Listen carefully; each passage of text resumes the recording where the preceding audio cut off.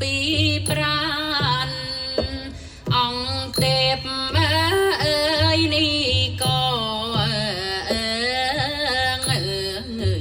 សួគីឋានប្រព្រំអើយឲ្យបានសានមេត្រី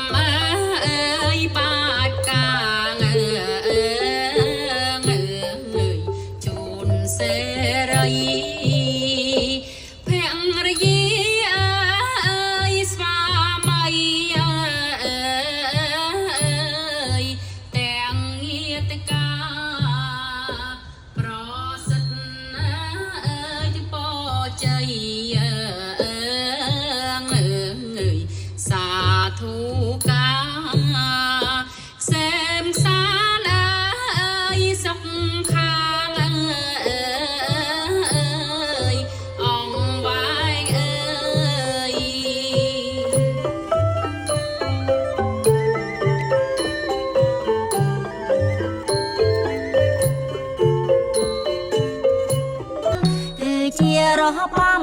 មួយស្រស់យ៉ាងចំណានគ្រាន់តែកាយកំសាន្តនៃពេលស្រា